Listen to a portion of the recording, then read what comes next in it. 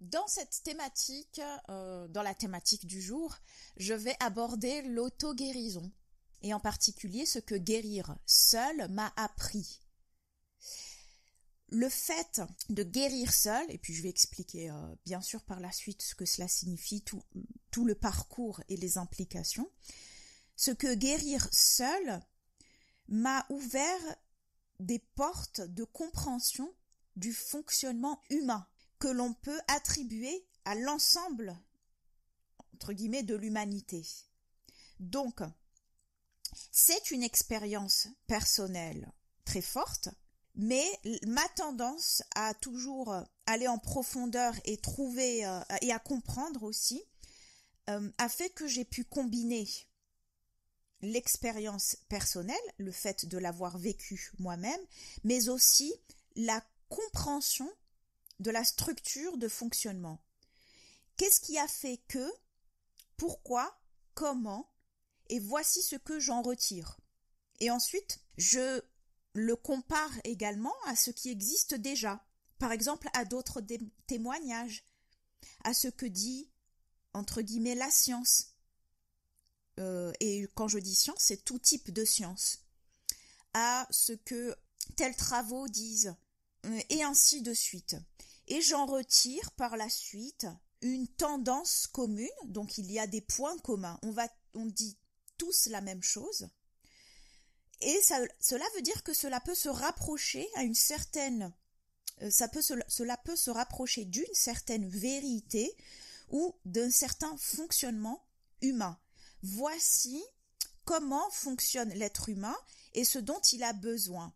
Et c'est comme ça que l'on peut conclure à travers de vraies connaissances, donc par l'expérience mais aussi par l'étude, que l'être humain est capable, que le corps humain est capable de se guérir seul.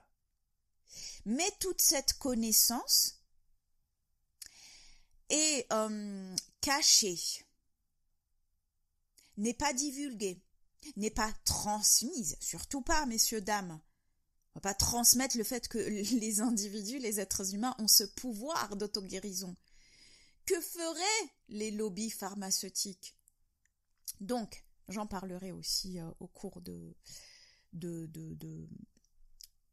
cette vidéo, de cet audio. C'est que ce n'est pas parce que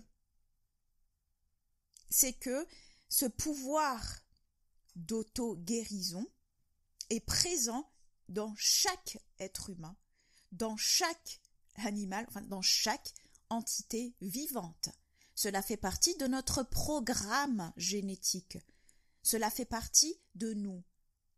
Sauf que un certain système vous fait croire, vous dépossède de ce pouvoir. Et ce pouvoir peut être retrouvé, mais avec certaines conditions. Et il y a un travail à effectuer. Il y a une sorte de peut-être même protocole à suivre. Il y a des exercices à effectuer. Et ainsi de suite. Il y a un environnement favorable à mettre en place. Cela ne vient pas tout de suite. Ce n'est pas parce qu'on a un potentiel que du jour au lendemain, cela vient. Si on met en place tout un environnement qui va à l'encontre de ce pouvoir et que l'on se comporte de sorte à étouffer ce pouvoir, à le détruire, même à le désactiver, à l'anéantir, il ne faut pas s'étonner qu'il ne s'active jamais, qu'il ne se présente jamais. Il y a un potentiel, il y a une capacité, et ensuite, il y a l'environnement favorable pour que cette capacité, ce potentiel puisse s'exprimer. C'est simple, c'est très simple, et en même temps complexe dans ce système, puisque ce système ne favorise pas cet environnement. Alors, comme lorsque j'aborde chaque thématique, je vais expliquer le pourquoi du comment. Le contexte général. Pourquoi est-ce que je choisis cela? Premièrement, c'est nécessaire. Deuxièmement, je pense avoir eu assez de recul pour pouvoir transmettre ces apprentissages-là, et puis c'est le but de cette chaîne, c'est le but de presque tout ce que j'entreprends, et de participer, de contribuer à une amélioration de la condition humaine en général, tout en continuant à apprendre, tout en continuant à expérimenter, tout en continuant à s'expandre. Alors, et à se transformer, puisque la compréhension, les transformations sont une partie inhérente de l'existence, qu'on le veuille ou non, qu'on y résiste ou non. Bon, bref, mise en contexte. J'aborde l'auto-guérison. Je ne parle pas de soulagement, je parle bien de guérison. Ce sont deux choses différentes que je vais spécifier aussi au sein de cet audio. Il y a de nombreuses années, donc durant l'adolescence, ça a commencé au début de l'adolescence. En fait, il y avait, comme toute transformation, ça n'a pas été facile. Il y a eu beaucoup de choses brutales et violentes qui se sont manifestées, avec pas du tout d'accompagnement, aucune guidance, pas de soutien. Et il fallait se débrouiller avec ce que l'on vivait intérieurement. Je pense que c'est l'expérience d'une grande majorité des êtres humains sur Terre, notamment dans certaines familles, mais aussi dans certaines cultures. Dans d'autres cultures, on est un peu plus accompagné, d'où le fait que les crises, par exemple, d'adolescence n'existent pas, ou les crises de la quarantaine, ou peu importe le nom qu'on donne à ces crises pour les légitimer, ces crises n'existent pas dans certaines cultures. Pourquoi ? Parce qu'elles sont accompagnées, parce que les étapes de vie, en fait, sont accompagnées. Il y a des initiations à chaque changement d'étape de vie qui n'existent pas forcément dans ces cultures-là modernes. Voilà. Donc, durant le constat que j'avais, je vous fais un bref mise en contexte, une brève mise en contexte. Ce que j'ai vécu, c'était ces sensations, ces douleurs et cette souffrance psychologique, sans savoir réellement d'où ça venait. En fait, c'est ça le pire. Il pouvait y avoir des raisons. C'est vrai que je voulais trouver des raisons à cela, et il pouvait y en avoir de nombreuses. Par exemple, un certain contexte familial, un contexte social, bref, on peut toujours trouver des excuses extérieures ou des responsabilités extérieures. On peut tout mettre sur le dos d'eux. Je dirais que l'environnement extérieur ou les contextes ou les circonstances extérieures peuvent être des éléments déclencheurs, certes, mais ce n'est absolument pas les raisons premières pour lesquelles certaines souffrances psychiques se manifestent. Ce sont des éléments déclencheurs, ce sont des circonstances, comme leur nom l'indique, qui vont favoriser une certaine orientation. Et le fait, une orientation, une certaine perception, et bien évidemment tout se passe dans l'inconscient, ce qu'on pourrait dire. Il y a beaucoup de choses inconscientes qui se manifestent, et le fait juste de ne pas se comprendre, de ne pas comprendre par exemple ces attitudes, cette souffrance, ce que l'on vit intérieurement, pourquoi, en tout cas moi ça a été le cas, c'était pourquoi. Et puisque le mental veut trouver des réponses en permanence, le mental ne supporte pas la non-réponse. Il ne supporte pas ça, il n'est pas conçu pour ça. Il faut toujours le fameux CQFD. Il faut toujours clôturer. C'est comme si il était programmé pour résoudre des problématiques. Ce qui est un outil très puissant et bénéfique, on en a besoin, sauf qu'on ne l'applique pas au bon endroit. On ne doit pas l'appliquer à ce niveau-là. On l'applique pour résoudre des choses techniques de la vie, des choix, des décisions, mais on ne doit pas l'appliquer à un niveau qui est beaucoup plus profond, qui est de l'ordre de l'inconscient, qui est de l'ordre de l'affect, qui est de l'ordre des émotions, qui est de l'ordre des sentiments, qui est de l'ordre de l'imperceptible et qui n'est pas de l'ordre du rationnel. Donc voilà, par rapport à ce constat-là, je ressentais une sorte de colère permanente. Je ne sais pas pourquoi, tout le monde m'énervait. Je pense que certains diraient que c'est le propre des adolescents. Je dirais que non. Je dirais que c'est... Non, mais je ne vais pas m'attarder sur le sujet. Une sensation d'être emprisonné, une sensation d'être contrôlé. Ça, c'est au niveau psychique. Ça, c'est aussi énormément manifesté au niveau physique, puisque j'avais des blessures permanentes, des douleurs aussi. Des blessures qui étaient aussi accentuées par le sport, qui ne guérissaient pas. Donc il y avait des douleurs aussi physiques qui n'étaient pas visibles sur les examens, les fameux examens radio et compagnie. J'en ai fait énormément. Les kinés, enfin toute la sphère médicale et paramédicale, kiné, ostéo, médecin du sport et compagnie, tout ça, je suis passée par toutes ces phases-là sans résultat. Sans résultat, et surtout avec un dénigrement de la sphère médicale. Soit un dénigrement, soit une méconnaissance et une forme d'impuissance. Donc, à partir de tout cela,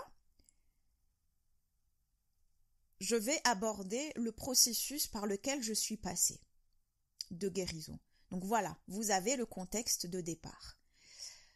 Le problème, c'est que tous les symptômes que je viens de décrire, donc les douleurs physiques, les souffrances psychologiques, ont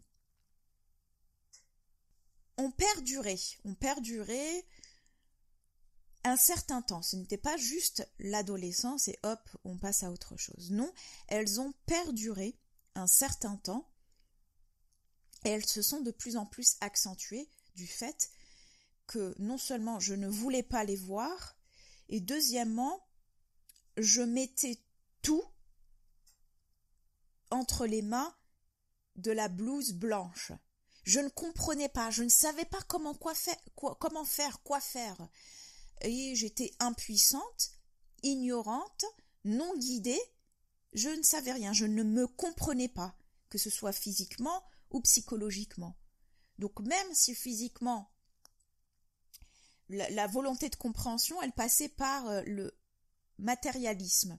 Donc j'étudiais l'anatomie, je disais ah oui ben voilà c'est ça, j'ai mal ici, donc ça c'est un tendon, donc ça veut dire que c'est une inflammation, et puis ensuite je vais chercher dans l'ouvrage médical le syndrome qui correspondrait à toutes ces symptômes et en retirer le nom de la pathologie. Ouais, j'ai trouvé le nom de la pathologie, super, et alors très bien, on met un nom sûr, ça ne veut pas dire qu'on guérit, et une fois qu'on met en place tout le système, on se rend compte qu'au fait non, c'était pas ce nom-là, c'était un autre, et puis le médecin te dit fièrement, j'ai trouvé ce que vous avez, c'est ça, c'est le syndrome de la bandelette, le syndrome de ceci, le trouble de cela. C'est comme si on était content de mettre un mot, parce qu'il y a un premier soulagement, mais après, je fais quoi? Oui, nous avons un protocole thérapeutique par rapport à ce syndrome-là. Oui, au fait, ce protocole ne fonctionne pas. Donc, il y a double déception. Et voilà tout ce qui se passait. Tout ce qui se passait pendant les premières, je dirais, les premières parties de la vingtaine. Donc ça a quand même pas mal duré, des dizaines d'années. Les 10 premières années, ça a été assez atroce. Et le fait est que ça ne se voyait pas. Ça ne se voyait pas. Parce que j'avais la capacité de souffrir seule, dans mon coin. J'avais la capacité de pouvoir continuer à agir dans le monde. Puisque mon tempérament est d'une grande curiosité, d'un grand intérêt, j'ai beaucoup de centres d'intérêt, je voulais faire plein de choses, découvrir plein de choses, j'avais beaucoup de choses, donc je trouvais toujours le moyen d'agir dans le monde sans me lamenter sur mon sort. C'est comme si ces douleurs-là étaient intériorisées et que j'avais la force nécessaire pour pouvoir me supporter et tout de même continuer à vivre, à fonctionner, à vivre dans ce monde, à être entre guillemets forte, à affronter les obstacles et ainsi de suite. Donc ça ne se voyait pas, je ne me suis jamais plainte. Je voulais en fait surtout comprendre et trouver la solution. Donc je mettais toute cette énergie-là dans cette volonté de comprendre et trouver la solution. Sauf que je la mettais pas au bon endroit. Je la mettais vers l'extérieur. Vers, par exemple, la compréhension anatomique et physiologique d'un corps. Vers une blouse blanche. Vers tout sauf l'essentiel.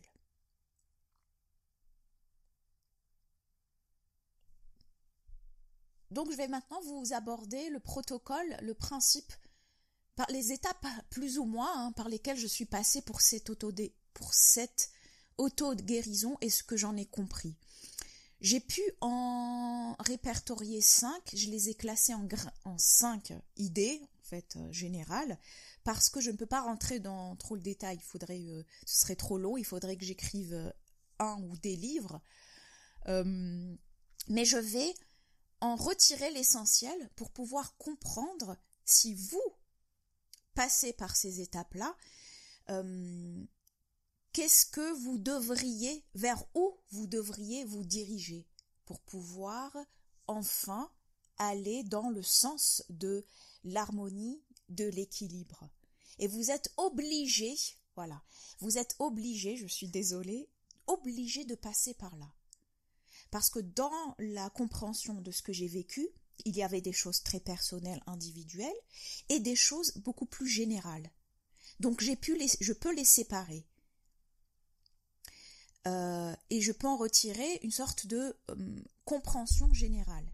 Et ensuite, chacun va le vivre différemment. C'est-à-dire le fond reste le même, mais la forme de comment l'on vit les choses va différer, bien évidemment, d'une personne à l'autre, selon ce qu'elle a vécu, selon d'innombrables paramètres. Je ne vais pas approfondir cette partie, il me semble que c'est totalement du bon sens, que c'est logique. On ne peut pas copier-coller des souffrances, copier-coller des guérisons. Mais on peut en retirer des principes généraux applicables à tous, qui sont quelque part universels. Première chose, selon moi, la force de l'inconscient dirige tout, dirige beaucoup de nos comportements, de nos attitudes. L'inconscient, la force de... Ce que j'ai constaté, c'est que, quand je dis l'inconscient, c'est plutôt, par exemple, nos pulsions, nos impulsions, les comportements que l'on ne comprend pas, les ressentis qu'on ne comprend pas. En fait, tout ce qu'on ne comprend pas chez nous, ou des choses qui, par exemple, comme on dit, c'est plus fort que moi, ou le sentiment d'impuissance, de perte de contrôle de notre vie, enfin, par exemple de notre corps, ou de certaines idées, ou de certaines douleurs, ou d'un certain mal-être, tout cela vient de l'inconscient. Ok, très bien, maintenant ça ne donne pas la solution. Eh bien, c'est une première étape de compréhension. Ce que j'ai fait personnellement, quand je vous parle de l'inconscient.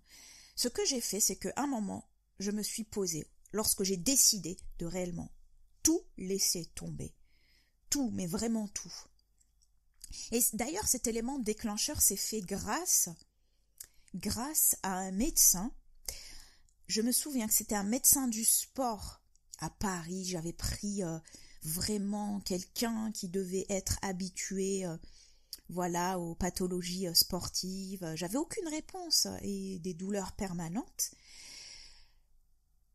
Et même les examens ne donnaient rien et ainsi de suite. Donc je me suis dit, je vais m'appuyer sur lui. Bon, je peux pas dire que j'ai tout misé sur lui, mais vous allez comprendre ce qui s'est passé. Je vais vous expliquer. J'étais très jeune, hein, et j'avais vu ce médecin-là. Je faisais toutes mes démarches seule. J'étais même mineure, je pense. Et chez cette personne, je lui ai expliqué tout ce qui se passait. Et quand j'étais partie le voir, puisque j'avais des antécédents médicaux, j'avais vraiment toute une démarche au préalable que j'avais effectuée auprès de nombreuses instances médicales. J'avais beaucoup de diagnostics, de traitements et ainsi de suite. Donc, qu'est-ce que j'ai fait pour faciliter la transmission de l'information, puisque quand vous voyez un médecin au départ, il vous dit « Bon alors, qu'est-ce qui vous amène ?» Donc, pour éviter d'expliquer pendant 1 heure ce qui m'amène, qu'est-ce que j'ai fait? J'ai fait une fiche, une feuille où j'ai tout répertorié de manière chronologique. Les douleurs, les médecins que j'ai vus, donc les professionnels que j'ai pu avoir, les diagnostics, les traitements. Ensuite, j'ai fait tout ça de manière chronologique et de manière à ce que le médecin puisse comprendre beaucoup plus facilement et beaucoup plus clairement, et en ayant regroupé toutes les informations du maximum, du mieux que j'ai pu faire. Et ainsi, pouvoir m'aider au mieux. Le fait de transmettre toutes ces informations de manière claire et précise devrait orienter le médecin vers, entre guillemets, un diagnostic plus juste. Ce médecin-là, qu'est-ce qu'il me dit? Et c'était un médecin qui suivait l'équipe de France de hand, ou je ne sais quoi. Je me suis dit, waouh, lui, il a dû avoir déjà mon cas. Il doit savoir. Il a l'expérience. Il me dit, bon, mademoiselle, sachez que déjà, faut pas rêver. Vous n'allez jamais pouvoir recourir. Parce que je crois que j'avais dit oui, voilà, j'aimerais reprendre en fait le sport et surtout tout simplement courir, puisqu'à l'époque j'aimais beaucoup la course et pour moi c'est très douloureux psychologiquement de ne pas pouvoir recourir, sachant que je pouvais même pas marcher. Donc justement lui me disait non mais faut pas rêver, faut vous mettre bien en tête que vous allez plus jamais reprendre la compétition, courir. Là, notre but, c'est juste que de vous soulager dans le quotidien. Mais faut pas rêver, hein, vous n'allez pas reprendre la compétition. Hein. D'accord? Donc, ce médecin-là vous dit ça, à un jeune de 17 ans. Hein. Je me souviens, j'avais 17 ans. Très bien. Donc, vous voyez à quel point le manque viscéral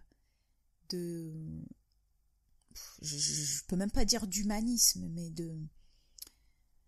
je sais pas quel mot je pourrais trouver à cette attitude irresponsable, mais je dis bien irresponsable, d'une figure d'autorité face à une personne souffrante qui vous place comme étant un potentiel entre guillemets sauveur, un potentiel espoir. Et donc c'est une double peine. Si c'était une personne lambda qui disait ça, on s'en ficherait. Mais monsieur, exempt de toute...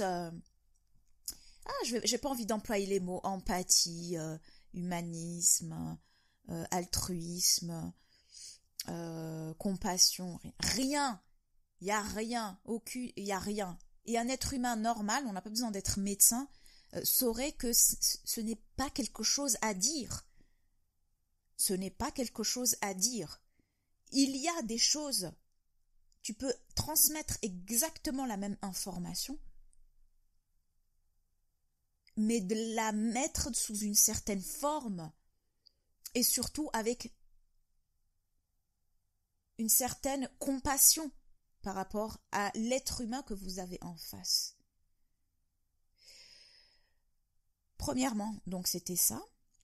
Et deuxièmement, quand il a vu toute la fiche, enfin le document que je lui ai ramené, avec les examens précédents et ainsi de suite, il m'a aussi affirmé que, au fait, vous avez un problème psychologique, en fait, c'est pas... Il n'y a rien, vous avez rien, en fait, physiquement, c'est juste... c'est psychologique, quoi. Ce qui pouvait être compris, c'est en fait, en gros, tes douleurs n'existent pas, elles sont dans ta tête. Donc voilà, ça a été un gros choc, premier choc. Au fait, sur le coup, bien évidemment, un choc très perturbant. Bien sûr, avec le recul, je sais que ce choc, heureusement que j'avais une certaine force, d'ailleurs je ne sais même pas, si je sais d'où je l'ai puisé, pour pouvoir surmonter cela toute seule, hein, à 17 ans.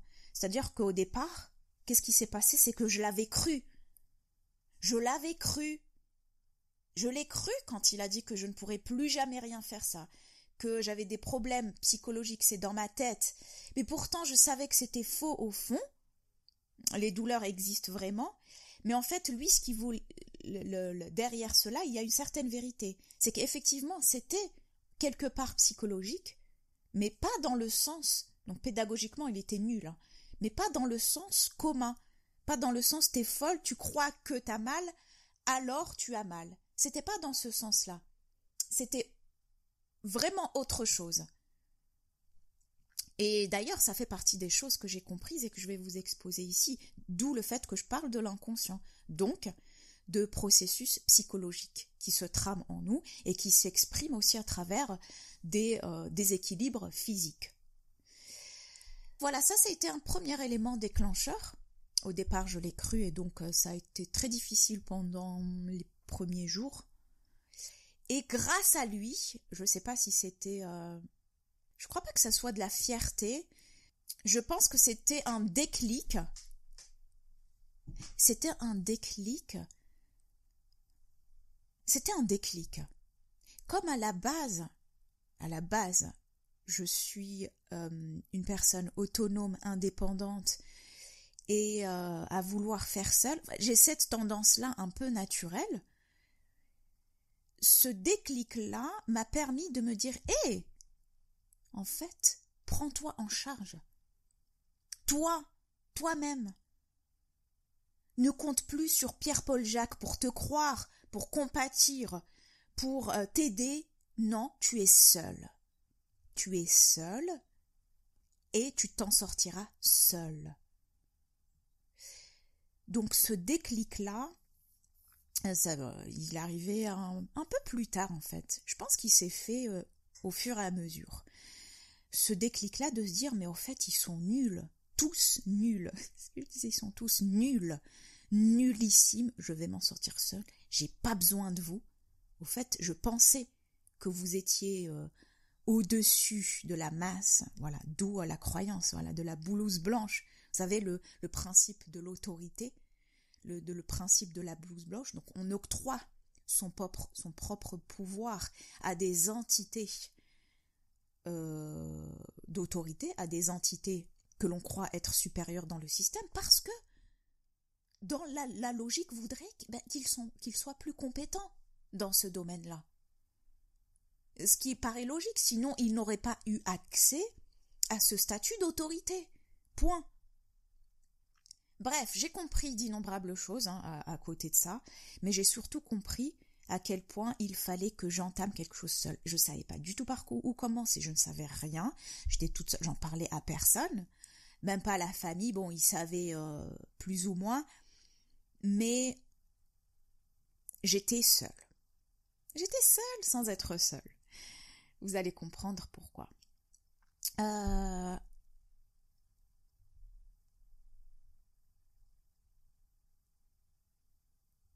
Donc voilà en fait un des éléments déclencheurs qui a fait que je me suis posée et la première chose que j'ai faite, c'était observer. Observer.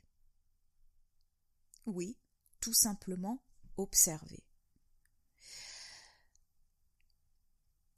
Observer ce que l'on ressent. Observer les idées, les pensées, voilà, plutôt les pensées, pas les idées, les pensées. Observer le corps, écouter, je dirais.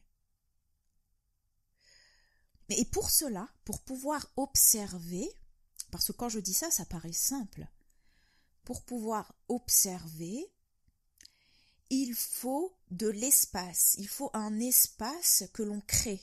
Il faut créer cet espace-là d'observation. C'est-à-dire que, dans mon cas, il a fallu que je renonce, par exemple, à une activité constante. Il fallait que je renonce à agir dans ce monde d'une certaine manière, agir pour agir, parce que j'ai envie de faire ceci, j'ai envie de faire ça, j'ai envie de faire cela, et ceci, et cela.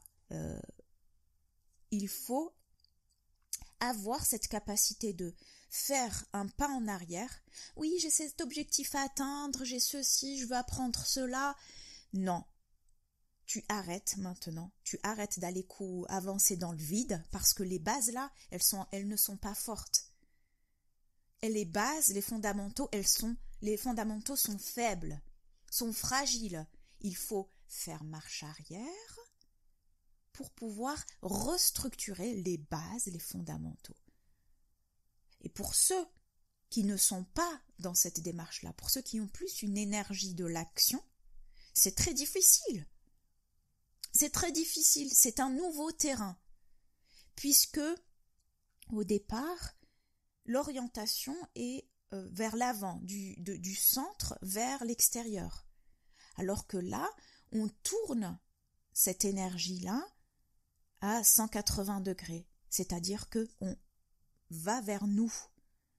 On n'est plus vers l'extérieur. On est vers l'intérieur. Et pour cela, à mon époque, j'avais rien. Il n'y avait pas de guide comme aujourd'hui. Aujourd'hui, tu as accès à toute l'information, à toutes les informations, les méthodes, les thérapies, les ceci, les cela, trucs de développement personnel ou impersonnel, ou comment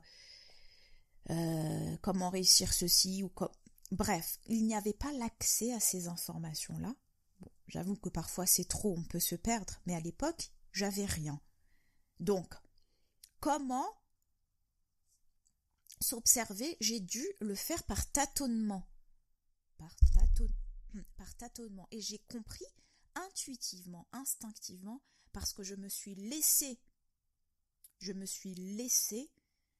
cette chance de pouvoir avoir accès à moi, à ce qu'on pourrait appeler cet inconscient, en tout cas du moins l'effleurer au départ. Lorsque je ressentais quelque chose ou lorsqu'une pensée arrivait, hop, je l'observais. Je n'étais pas sa marionnette. Voilà, c'est bien cela dont il s'agit. Je n'étais pas sa marionnette en rentrant dans un cercle de cela, dans une réaction ou dans une souffrance, et puis de dire oui, je pourrai jamais profiter de ma jeunesse, j'ai plein d'énergie, je veux découvrir plein de choses. J'étais très dans le mouvement, dans l'activité physique, c'est quelque chose dont j'avais besoin, dont j'ai toujours besoin dans une certaine mesure. Et le fait d'être handicapée à ce niveau-là, cette énergie ne pouvait plus couler comme elle coulait avant, comme elle pouvait être compensée avant.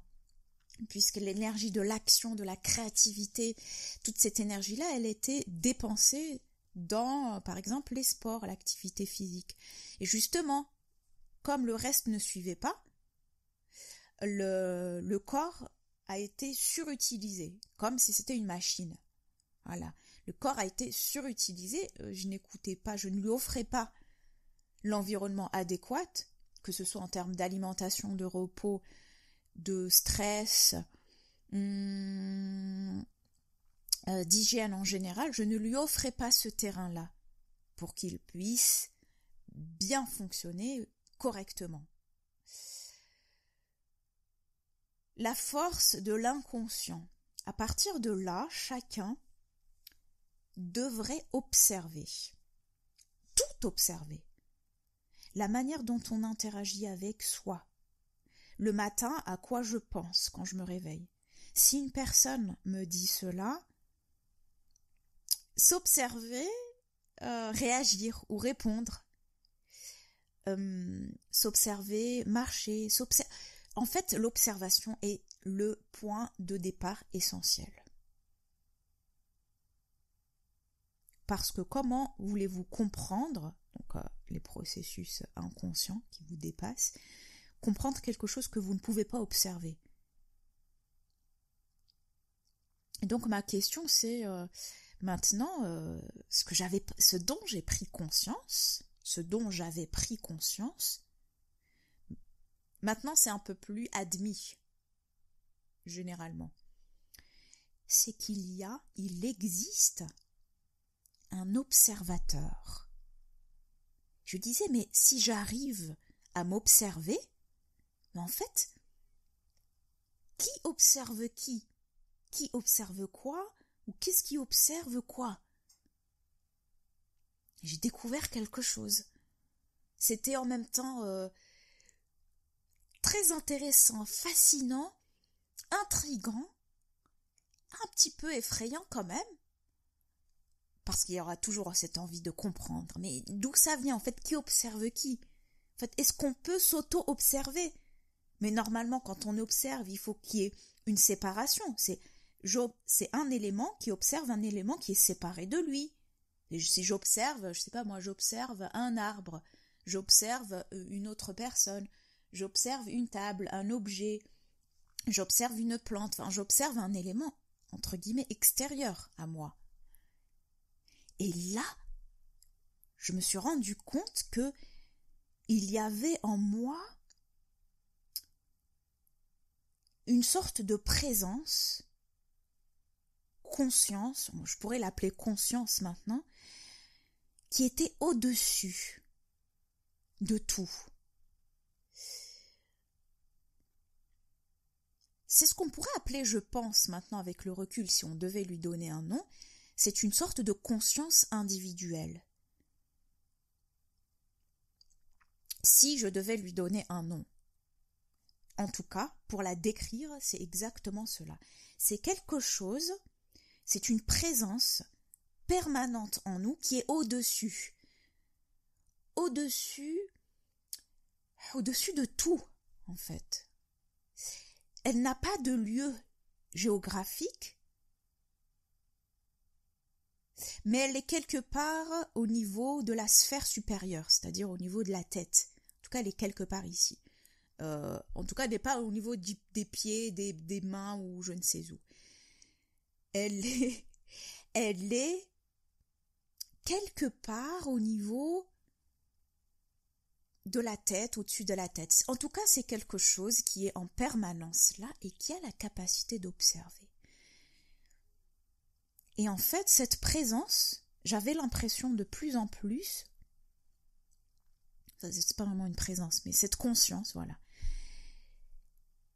que c'était réellement moi. Très difficile à expliquer, je vais essayer. Que c'était réellement moi, en fait. Que le moi que je croyais, c'est-à-dire la personnalité, les comportements, la manière de penser, la vision, et ainsi de suite, tout cela, j'avais l'impression que ça pouvait être aléatoire, détruit, et que surtout, surtout que c'était quelque chose que j'avais appris au cours du temps, que j'avais appris par rapport à l'environnement familial, à la communauté, à l'environnement social, à l'environnement géographique et ainsi de suite. Et les déclics se sont, ou disons plutôt les prises de conscience, se sont enchaînées.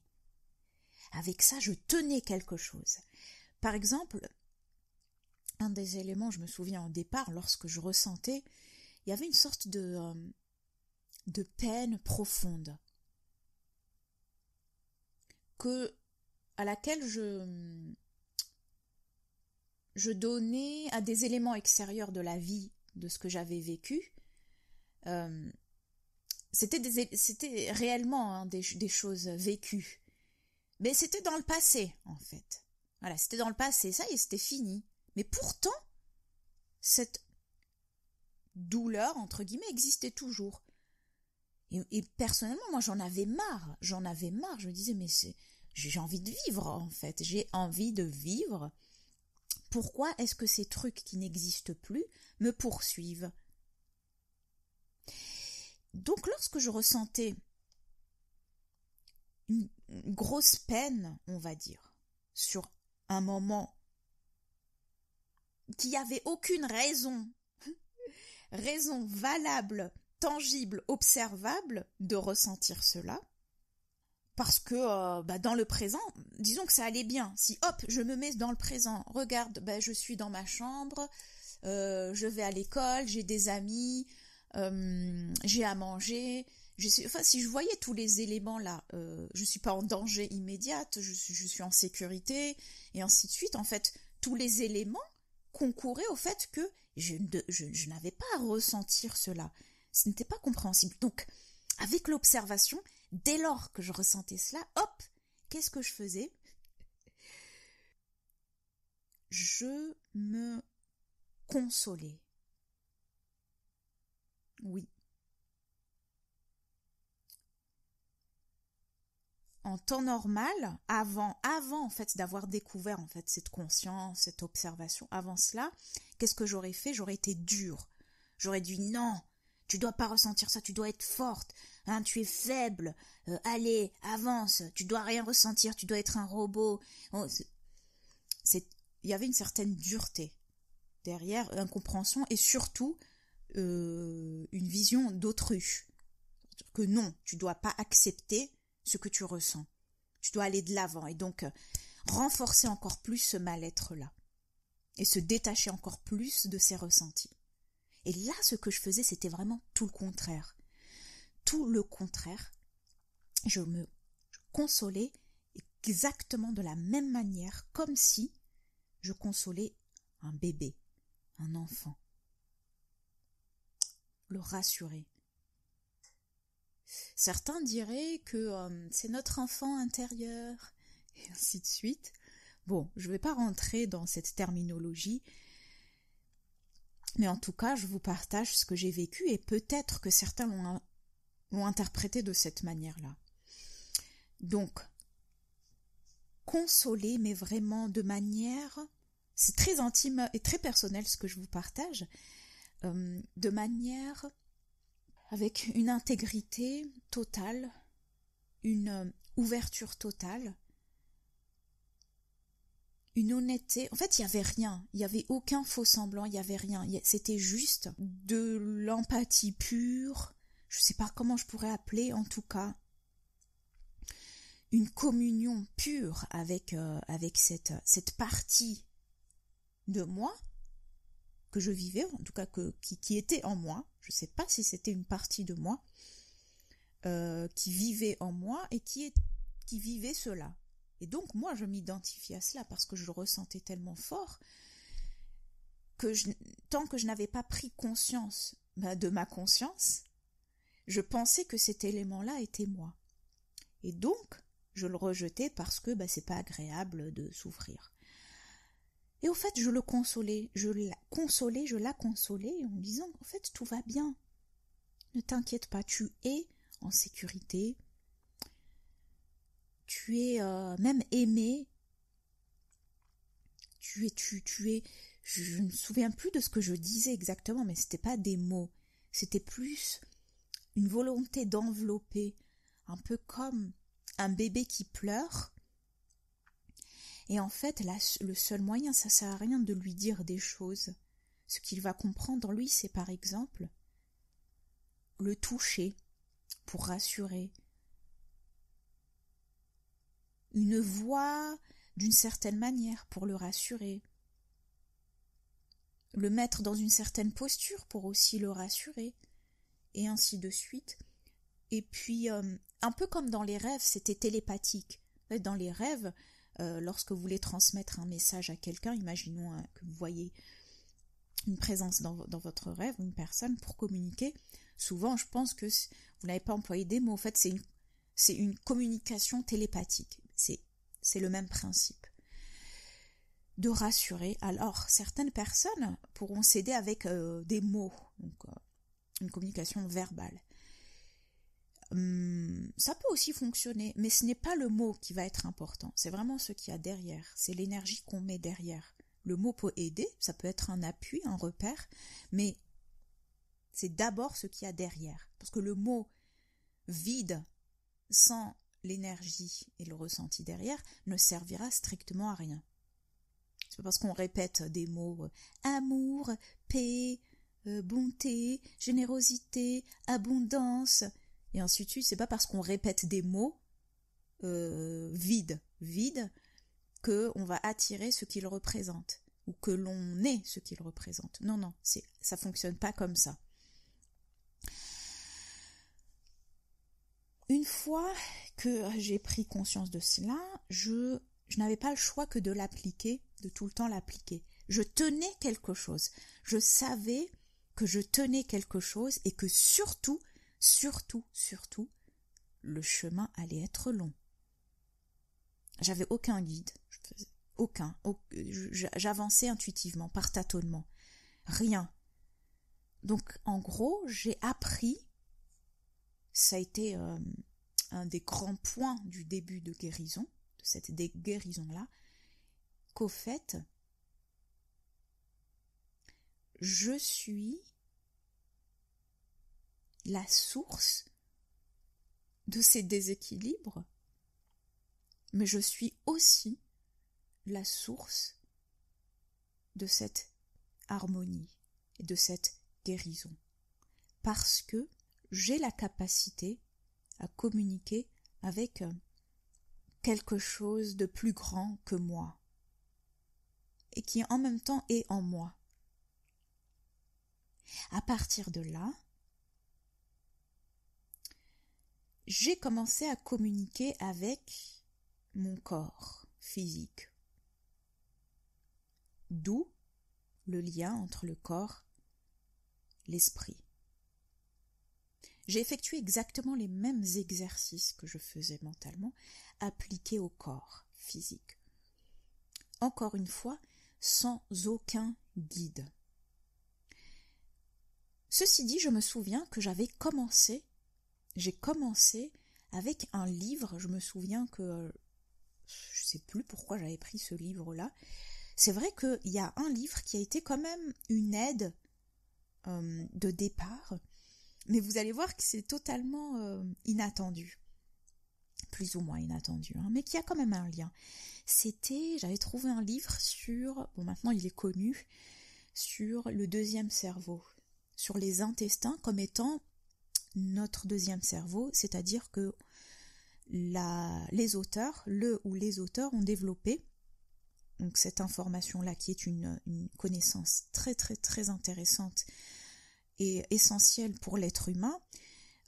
Ils ont souligné l'importance des intestins, donc de la sphère digestive, avec toute la flore intestinale et ainsi de suite, l'importance de la santé et de l'équilibre de cette partie de nous, parce que ils ont découvert ce qu'on savait déjà, mais allez, on va dire que cette science moderne croit toujours découvrir des choses. En tout cas, elle l'explique, elle l'amène d'une autre manière.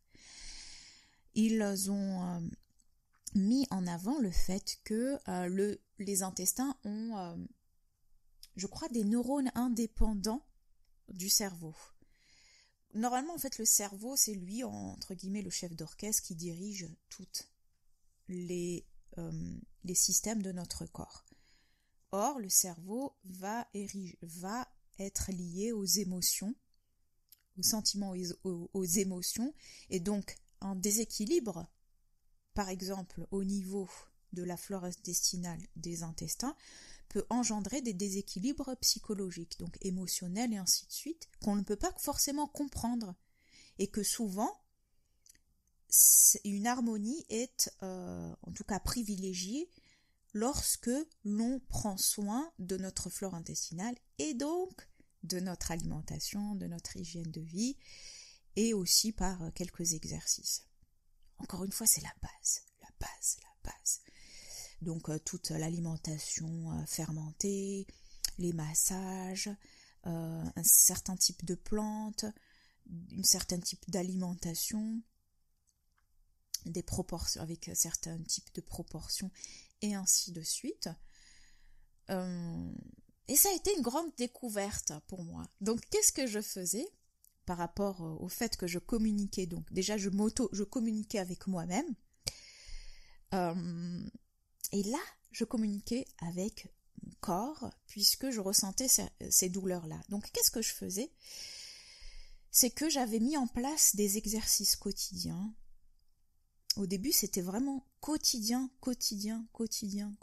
et c'était essentiel quand on démarre quelque chose, en fait, de mettre en place une bonne base.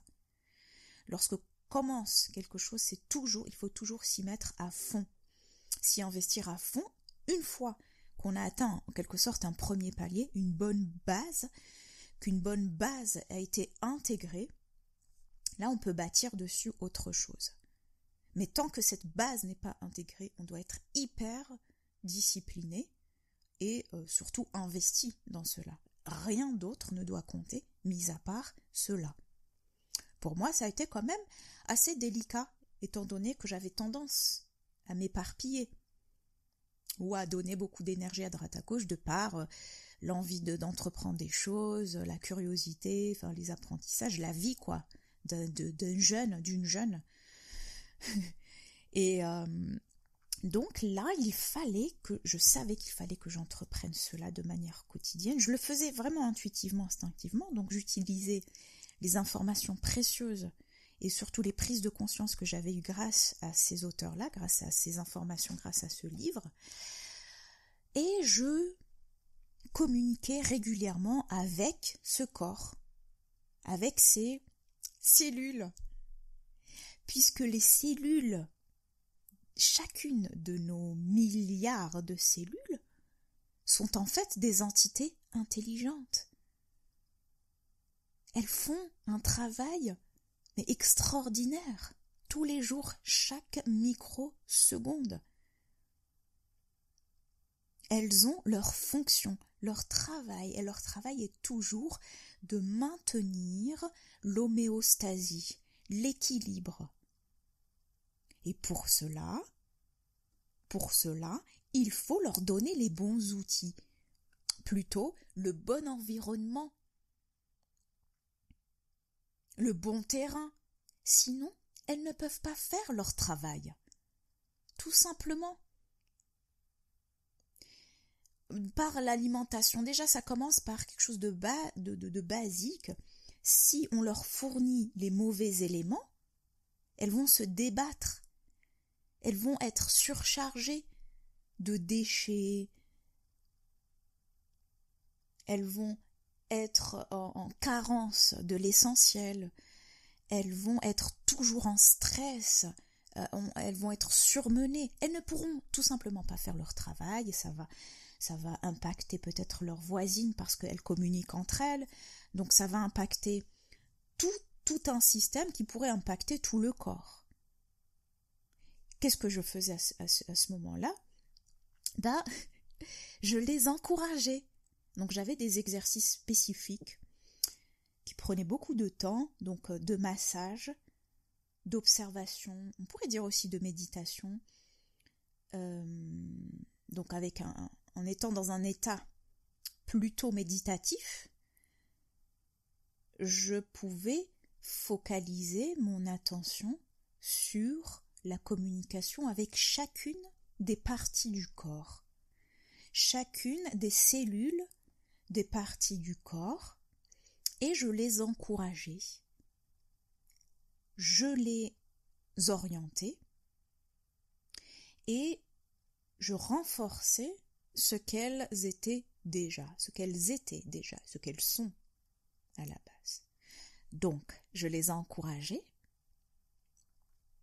un peu comme, c'est un peu ma nature de pouvoir, oui, allez, tu vas y arriver, tu en es capable, bien sûr, si tu as besoin de quoi que ce soit, je t'ai donné ceci, tu pourras utiliser cela, et ainsi de suite. Donc, je les encourageais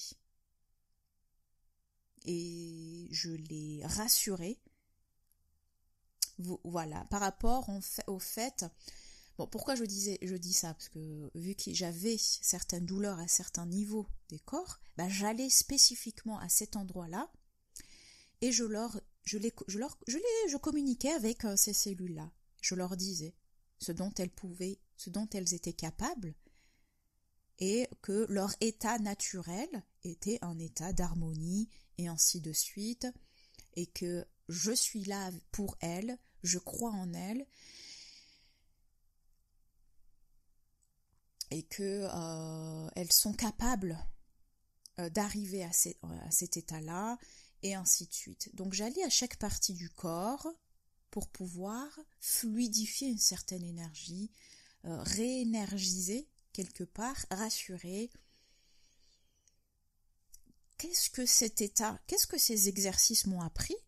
Tout simplement l'état méditatif. L'état méditatif, au départ, on s'appuie énormément sur le corps. Un des exercices les plus simples au départ, c'est le souffle. En fait, le fait de porter son attention sur une partie de notre corps, essayez, et vous verrez que ce n'est pas aussi simple, puisque lorsqu'on ne s'exerce pas, les pensées divaguent. En fait, on est emporté par des pensées nombreuses, diverses et variées. Je ne sais pas, j'ai pas de chiffres, et ça m'intéresse pas, mais je sais qu'il y a d'innombrables X millions, milliers de pensées par seconde. Et le but d'un état méditatif, de conscience, d'un état méditatif, certains diraient d'un état de présence, ce qui est aussi juste. La première étape, c'est souvent de passer par le corps, parce que c'est le plus simple. Donc, le fait de focaliser son attention sur son souffle, sur son inspiration-expiration, en fait, on se dirige vers le présent, on se dirige vers un état naturel chez l'homme. Alors que souvent, nous vivons dans notre tête, puisque c'est l'élément qui a été le plus surdéveloppé dans nos sociétés et dans notre système éducatif général. On privilégie plus le mental que la conscience, par exemple, l'état de conscience de la présence. Or, l'outil extraordinaire qui est notre cerveau, quelque part, il peut se retourner contre nous. Il doit être utilisé pour certaines choses, pour exécuter, tout simplement, mais pas pour être, ou pour trouver des réponses profondes, ou pour vivre, tout simplement, pour ressentir. Non, non. Donc, par rapport à cela, ça a été un élément de départ. Voici l'étape par lesquelles, en tout cas au début, je suis passée. Ça pourrait pas, bien sûr, j'ai fait ça dans le secret absolu, toute seule, parce qu'en parler dans l'environnement dans lequel j'étais, c'était impossible. Premièrement, on te décrédibilisera. Deuxièmement, on te prendra pour une pas folle, mais un peu perchée, aux idées farfelues, et puis voilà, elle s'amuse, quoi. Enfin, comme j'ai tendance à avoir beaucoup d'imagination, enfin j'avais tendance à avoir beaucoup d'imagination, un peu de créativité, et ainsi de suite. Bon, on va mettre ça dessus, on va dire, bon, elle s'amuse, mais bon, elle était quand même assez grande, hein, là, t'as passé l'âge, hein, d'avoir ce genre de choses. Et puis, ça ne me ressemblait pas. Quelqu'un d'hyper rationnel, vindicatif, assertif, et quelque part dur aussi. Qui maintenant s'adoucit, et puis qui va dans une direction totalement irrationnelle. Non, c'était pas possible.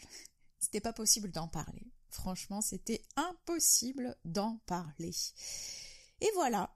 Donc, toutes ces expériences-là ont été vécues seules. Quand je dis seule, mais on était quand même... j'ai fait connaissance de beaucoup d'êtres extraordinaires. Et finalement, on n'est jamais vraiment seul. Lorsqu'on arrive à se connecter à cette vie qu'il y a en nous, le terme solitude porte une toute autre connotation, dimension. Donc en fait, comme je vous ai dit, il y avait un enchaînement de prises de conscience. Une autre prise de conscience sur laquelle j'ai aussi travaillé, ça a été l'ignorance viscérale de soi, la méconnaissance de soi. Quand je dis soi, je prends toutes les dimensions du soi, de la plus matérielle tangible, à savoir le corps humain, à la plus subtile, donc la conscience. Toutes ces connaissances ont été perdues au fur et à mesure du temps. Bien évidemment, par la suite, j'ai pris conscience que en fait, cette auto-guérison a amené de nombreuses prises de conscience beaucoup plus générales sur le système dans lequel nous vivons, le monde dans lequel nous vivons, l'absurdité de l'être humain, le fonctionnement de l'être humain, les cycles, et ensuite, en fait, ça a amené des booms de compréhension, et pour cela, les transformations qui correspondent à cela. Parce que je ne pouvais pas avoir accès à cette auto-guérison si je ne m'étais pas moi-même transformée dans une certaine mesure. J'aurais pu continuer à chercher un soulagement, des soulagements, ou abandonner, me dire que c'est trop dur, que c'est n'importe quoi, que de toute façon ça ne marchera pas, ou d'essayer de tricher avec moi-même pour ne pas aller au bout des choses. Parce que je peux vous dire que c'est un long processus. C'est relatif. En tout cas, pour moi, ça a été un long processus. Et surtout, un processus sur lequel on ne doit jamais, jamais se détacher. Parce que finalement, c'est comme cela que l'on devrait vivre. C'est pas juste auto-guérison, hop, quand je finis, j'arrête tout et je reprends mes anciennes habitudes. Ben non, ça n'aurait aucun sens. Lorsqu'on prend conscience de ce dont j'ai pris conscience et de ce dont les personnes qui ont guéri, par exemple, de lourdes maladies, elles ne peuvent jamais revenir en arrière. En fait, ça n'aurait aucun sens. Au contraire, elles découvrent le bon sens, la manière de vivre la plus correcte, qui certes peut-être ne leur a pas été transmise, que ce soit par la famille, la culture, le pays, le système dans lequel nous vivons, mais dans ce cas-là, elles vont rechercher soit les connaissances, et en tout cas elles vont réadapter leur mode de vie en fonction de cela, et non plus en fonction de ce qu'elles connaissaient avant, puisque ce serait stupide, ce serait plus que stupide de reprendre ses habitudes d'avant. Et malheureusement, c'est tentant parce que tout dans le système vous pousse à ça. Donc oui, parfois on peut être faible et se reposer sur ses lauriers, et on n'a pas le droit de se reposer sur ses lauriers. Parce que si on se repose sur ces reliés, ça veut dire qu'on tend vers nos penchants les plus bas. Et puisque tout autour de nous pousse vers nos penchants les plus bas, nos tendances les plus destructrices, alors on peut très vite sombrer si on ne s'attache pas à cette forme de vérité, à cette vérité en nous, et surtout au mode de vie qui lui correspond, et surtout donner de l'importance là où il y a de l'importance, là où il faut qu'il y ait de l'importance, alors on sombre très vite. C'est très facile de ressombrer dans des habitudes destructrices qui ont été bâties depuis l'enfance ou je ne sais quoi, ou les mémoires précédentes, peu importe. Mais c'est très facile de retomber dans ces habitudes les plus destructrices, puisque tout autour de nous les favorise. Et à partir de là, pour ma part, je me suis rendu compte à quel point les connaissances sont importantes. Donc là, comme je disais, la connaissance de soi, le corps humain, il faut apprendre comment fonctionne notre corps humain. Auto-guérison, je guéris seule. Je devrais être responsable de mon corps, de mon équilibre, de ma santé. Certains le prendraient comme un fardeau, moi je le prendrais comme une bénédiction. Un fardeau de quoi? Tout a été donné en toi. C'est juste que tu manques de connaissances. Tu ne sais pas comment faire. Et surtout, tu refuses de te marginaliser quelque part. Parce que tu n'as pas le choix. Tu es dans un système qui te pousse à la déresponsabilisation de sa santé. D'accord ? Ensuite, qui pousse à la victimisation. Ceux qui sont victimes ont plus d'attention. On va plus prendre soin d'eux. On va te faire croire que l'on te protège. Oui, l'assurance médicale. Es-tu couverte en cas de risque, en cas d'accident, en cas de maladie? Et ainsi de suite. Donc pour l'hygiène de vie globale, d'un côté, on dit qu'on est responsable, et de l'autre côté, on favorise un système de déchéance humaine, de mode de vie artificialisé, de pollution totale, de complot total contre la santé de l'être humain pour l'affaiblir physiquement et psychologiquement, pour qu'il n'ait plus la force de reconnaître le pouvoir qu'il a et ainsi maintenir l'humain sous contrôle. Je caricature, je simplifie, mais en tout cas ça fait partie des prises de conscience que j'ai eues grâce à l'auto-guérison. Les connaissances ne sont pas celles qui nous sont utiles. Il faut aller rechercher les connaissances de comment fonctionne le corps. On s'en fout de l'anatomie dans une certaine mesure. Ce qui compte, c'est comment fonctionne le corps, de quoi il a besoin dans l'ensemble et comment favoriser cet environnement-là. On va s'intéresser aux symptômes. On dit que, par exemple, ce système médical est symptomatologique. Je crois que c'est comme ça qu'on dit, symptomatique. Bref, on s'intéresse à ce qui se voit. Si le symptôme disparaît, alors vous êtes guéri. C'est faux. C'est archi faux. Ce n'est pas parce qu'on ne voit pas ou qu'on ne ressent pas le symptôme, ou du moins le déséquilibre, qu'il n'est pas là, sous-jacent, latent. Grâce à cela, j'ai découvert de plus en plus, j'ai commencé par l'hygiénisme, la naturopathie, l'ayurveda, en fait.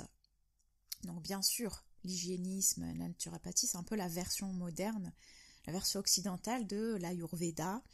Et puis plein de points comme ça, éparpillés, des connaissances de la santé, de ce qui est bon pour nous. Je me suis rendu compte que c'était dans les sociétés traditionnelles, les grands-mères, qu'on appelle aussi les grands-mères et ainsi de suite, qui transmettent parce qu'elles avaient une certaine connaissance. Enfin, les grands-mères, qu'on se comprenne bien, il y a certaines grand-mères qui qui se sont bien modernisées. Donc plus on avance, plus nos grands-mères auraient tendance justement à avoir déjà perdu ces connaissances-là. Mais moi, j'irais au-delà de la grand-mère, j'irais plus dans les sociétés traditionnelles, donc il y avait toutes ces connaissances. Et je me suis rendu compte que je ne savais rien, que je sais encore toujours rien, mais qu'avec le peu d'expérience que j'ai eu jusqu'à aujourd'hui, je sais à quel point l'écoute de soi, donc le corps et la tête, l'environnement adéquat, les activités adéquates, le mode de vie adéquat. En fait, vous devriez tout choisir. Malgré le fait que vous pensez que vous êtes impuissant, que oui, de nos jours, il y a la crise, il y a ceci. Bien sûr, au fur et à mesure du temps, c'est normal. Nous subissons. Au fur et à mesure du temps, c'est normal. Nous subissons l'ignorance de nos parents, qui eux-mêmes ont subi l'ignorance de leurs parents et donc qui se sont engouffrés dans un discours totalement dépossédé de nos connaissances. Aujourd'hui, récemment, j'avais entendu « Vous ne posséderez rien et vous serez heureux ». En fait, là, on parle de matériel. Ok, d'accord, je vais laisser ça de côté. Mais vous dépossédez de vos connaissances. Vous pensez que c'est pire ou moins pire que d'être dépossédé de son, on va dire, confort matériel ou de ses possessions matérielles? Les connaissances, c'est la base. Si, imaginons, votre maison se détruit, si votre récolte est détruite par un certain climat, je sais pas moi, il y a eu une catastrophe climatique ou il y a eu je ne sais quoi qui a fait que votre maison s'est effondrée, qu'est-ce qui va faire que vous allez pouvoir la reconstruire? Certains vont dire l'argent. Si j'ai l'argent, je peux recruter des gens qui vont le construire. Très bien. Derrière l'argent, parce que l'argent, je dirais que ça va et ça vient. Je suis d'accord. Après, c'est aussi à condition de trouver des personnes qui le fassent. Bon, vous me direz, dans certains endroits, vous trouverez toujours des personnes. Ok, d'accord. Mais maintenant, si on parle en termes de connaissances, si vous avez les connaissances, vous-même, encore plus si vous avez les connaissances et l'argent, et les moyens, disais matériels, pas l'argent, et les moyens matériels, vous pouvez reconstruire. Mais quel que soit, si vous faites faillite, enfin il y a certains qui font faillite, je sais pas moi, en entreprise, il y a certaines personnes qui perdent et ainsi de suite, on peut toujours reconstruire grâce aux ressources internes et aux connaissances internes. Beaucoup plus facilement. Donc on a moins peur de ces pertes-là. Mais par contre, lorsqu'on vous dépossède de certaines connaissances fondamentales, c'est ce qui fait que le colonialisme détruisait les connaissances, les croyances des cultures dans lesquelles ils arrivaient. Mais oui, c'est le nerf total du contrôle. C'est vous déposséder de la connaissance de vous-même. Et ça commence par le corps, des choses de base. De quoi j'ai besoin? Alors aujourd'hui, on peut refonctionner par tâtonnement. C'est toujours mieux que rien. Il n'y a pas une règle en général, parce que pareil, dans ce domaine-là, tout redevient une religion. Oui, j'ai découvert le secret absolu, en Ayurveda il faut ceci, en naturopathie il faut cela, il ne faut pas manger de viande, il faut manger ceci, il faut manger cela. Après ça redevient des religions. Et moi j'invite chacun à expérimenter et à retâtonner jusqu'à trouver son équilibre personnel. Parfois, cet équilibre va correspondre à d'autres personnes, à d'autres groupes, à un principe ou à des règles générales, mais parfois non. Donc il y a certes plusieurs règles en fonction d'énormément de paramètres, mais par contre il y a toujours des principes sous-jacents qui sont presque, je dirais, presque universels. Donc ce que m'a appris l'auto-guérison, Donc une des choses encore, des prises de conscience que j'ai eues grâce à cette auto-guérison, c'est d'aller vers la connaissance. La connaissance de soi, par tâtonnement, je dirais, et la connaissance via les expériences d'autrui qui ont structuré ces enseignements-là. Pour ma part, ça a été l'étude, d'ailleurs j'ai même exercé dans ce domaine-là, pour vous dire à tel point je suis allée en profondeur et que ça a été des éléments déclencheurs pour moi et que je me disais qu'il fallait absolument que tout le monde connaisse ça. C'est comme cela qu'on doit vivre. Donc pour ma part, ça a été cela, ça a été d'aller vers la compréhension de l'hygiène de vie, des besoins, de l'optimalité, enfin aussi de la compréhension des fonctionnements énergétiques, que nous ne sommes pas des bouts de chair avec symptômes et compagnie, qu'il y a autre chose en nous, que nous fonctionnons autrement, d'où donc les systèmes énergétiques. On va plus parler en système énergétique, on parle d'énergie vitale, donc dans différents enseignements, ça porte différents noms, le prana, le chi, l'énergie vitale, encore en français, qui est la source même de notre énergie. Et après, elle se décline en différents types d'énergie. Et donc, pour avoir connaissance de cette énergie vitale, la maintenir à son optimum, il y a un mode de vie à avoir, il y a une hygiène de vie correspondante qui ne correspond pas du tout à un monde artificiel. Et même si on est dans ce monde artificiel-là, on peut toujours trouver dans notre quotidien, inclure des éléments qui vont favoriser cela. L'idéal, bien sûr, c'est de ne pas du tout faire partie de ce système artificiel, mais tout le monde ne peut ou ne veut se prêter à ce mode de vie. Très bien. Dans ce cas, même dans ce monde artificiel, par rapport aux contraintes de chacun, on peut y inclure petit à petit des éléments qui vont structurer notre quotidien, qui vont amener à certaines habitudes, qui vont y intégrer des modes de fonctionnement, quelque part qui vont atténuer le pouvoir destructeur de ce système-là sur notre santé. Donc on peut toujours trouver par des petits éléments ou par un changement radical, total, transformationnel, ce qui n'est pas forcément le chemin de tout le monde, qui n'est pas forcément donné à chacun. En tout cas, chacun a accès à cette connaissance-là s'il le souhaite.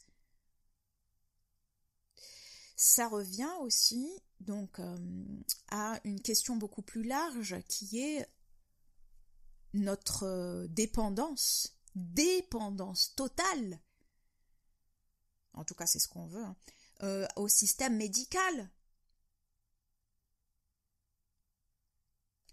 Il y a de plus en plus un mouvement, de personnes qui veulent retourner un peu naturel, qui se rendent compte de plus en plus que on se moque de nous, qu'on ne veut pas notre bien.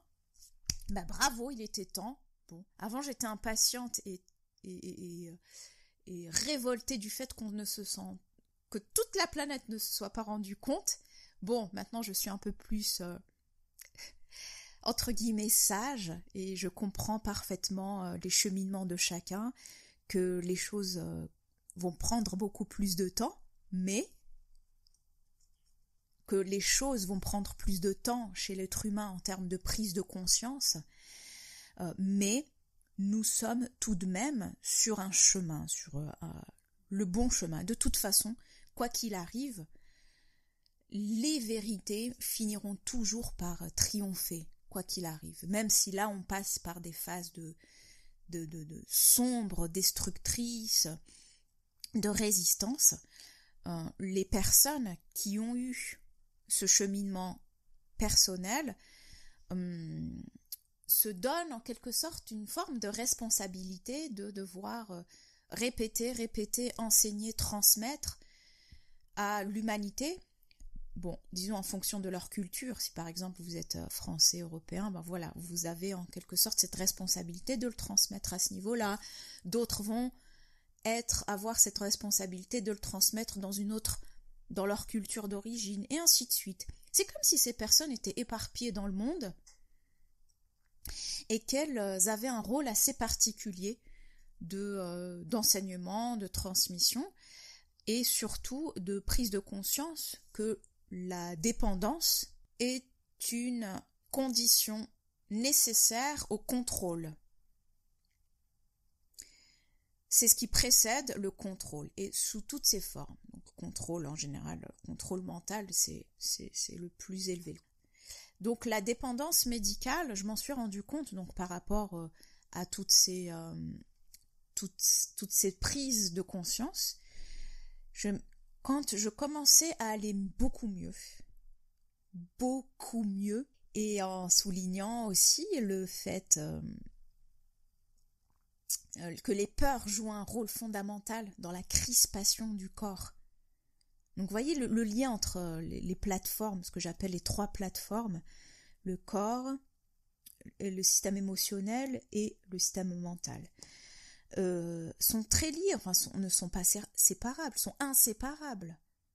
Lorsqu'on se défait de schémas psychologiques destructeurs, qui sont alimentés par la peur, peu importe les formes de peur, il y a d'innombrables formes de peur qui sont aussi, encore une fois, entretenues par le système et ainsi de suite. Et donc, une fois que nous allons creuser vers là, que nous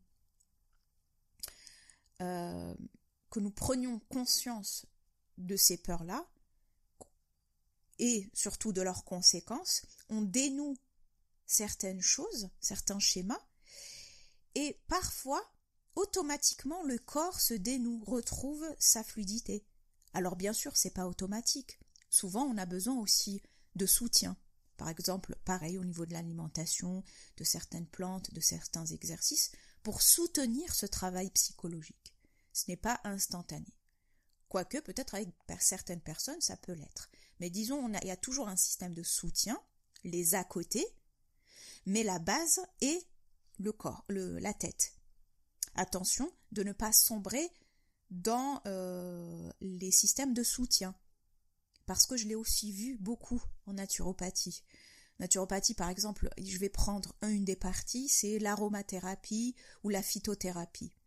On va penser que, en utilisant telles huiles essentielles, antidépression, relaxantes, et puis telle plante quotidiennement, et ainsi de suite, et puis tel nutriments qui vont activer la production de telles hormones, et ainsi de suite, ça va favoriser un certain bien-être. Oui et non.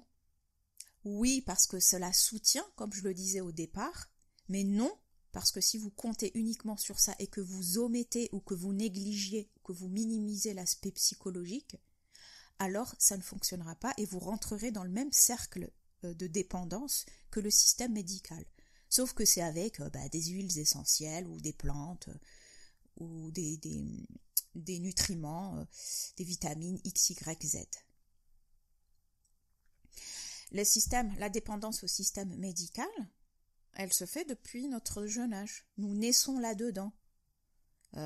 Doliprane, comment ça s'appelle au fait, dès lors qu'on a une douleur, j'avoue que je les ai oubliés au fur et à mesure, mais dès lors qu'on a une douleur, un symptôme, on va courir directement atténuer ce symptôme, cette douleur, par une pilule. Voilà. Et après, on prend cette habitude-là, donc on compte sur cela, on se dit de toute façon, quoi qu'il arrive, il y aura toujours les urgences, il y aura toujours le médecin, il y aura toujours tel ou tel traitement. Et on nous maintient dans cette dépendance médicale en nous dépossédant des connaissances de base, les vraies connaissances, encore une fois, pas les fausses connaissances, où par rapport à un diagnostic, le médecin va directement te prescrire des antibiotiques ou je ne sais quoi d'autre, alors que ton hygiène de vie est déplorable, alors qu'il n'y a pas une base à revoir. Et je trouve ça, comme dirait l'autre, scandaleux. Bon, c'est scandaleux, mais en même temps, c'est comme ça que le système est fait. Sinon, il ne nous contrôle pas.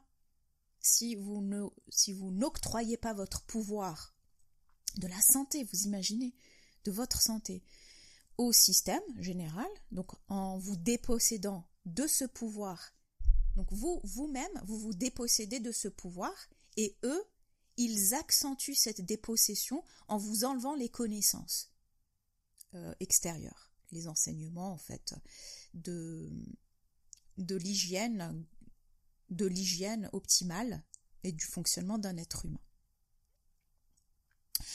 Voilà, sur ces mots, sur cette fin, je peux dire que l'auto-guérison m'a énormément appris et m'a énormément ouvert de portes sur la connaissance de moi-même. Et je sais, c'est même pas que je crois, je sais que l'être humain est doté de pouvoirs extraordinaires. Extraordinaires. Et moi-même, j'en ai pas fait tout le tour. Parce que quelque part, ça peut être effrayant, en fait. Ça peut être effrayant et surtout, il ne faut pas avoir peur d'être seul et marginal. Surtout pas. Et surtout pas d'attendre de la compréhension d'autrui. S'il y en a, c'est très bien. S'il y a du rejet, c'est beaucoup plus probable. Parce que en entamant ce processus-là, vous changez de vie, vous transformez. Donc, le cercle dans lequel vous vous trouviez lorsque vous étiez dans un certain état, forcément, va aussi changer. Il ne va plus correspondre au nouvel état. Donc, il y aura quelque part une forme de rejet. Et c'est tout à fait normal. Et je pense que beaucoup ont peur de cela, ou beaucoup sont dans l'attente de la compréhension d'autrui. Il faut arrêter d'attendre d'être compris, d'être cru, d'être soutenu. C'est pas facile, mais c'est comme ça. Il faut admettre que la forme de soutien que vous recherchez, vous devez la chercher ailleurs. Vous la retrouvez ailleurs, en fait. Elle est déjà en vous. Il faut la trouver. C'est très bien d'avoir du soutien, c'est très bien. La force de l'inconscient, premièrement, à ne jamais négliger. C'est la première chose dans l'étape d'auto-guérison. Allez approfondir cet inconscient par l'observation. Allez faire connaissance avec votre conscience, ou prenez conscience de votre conscience individuelle, parce que finalement vous n'êtes qu'un observateur qui est observé. De là, écoutez votre corps, même si c'est un mot que beaucoup emploient en général et que eux-mêmes n'appliquent pas sur eux, mais l'écoute du corps par certains exercices de manière disciplinée. Écouter, ce n'est pas, j'ai envie de dire, juger. Écouter, observer, c'est aussi écouter. Et voyez le lien entre les trois plateformes, le corps, l'émotion, la pensée. Allez approfondir vos connaissances par l'expérimentation, donc c'est tout ce que je disais avant, l'observation, la conscience, l'écoute, ça c'est l'expérience personnelle, mais approfondissez par la connaissance académique, par les connaissances tangibles qui ont été transmises à travers le temps et l'espace.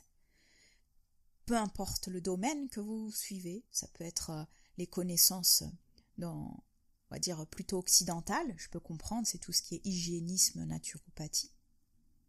Mais vous pouvez aussi être attiré par d'autres traditions, d'autres enseignements pour le bien vivre, pour le mode de vie optimal, dans d'autres cultures aussi.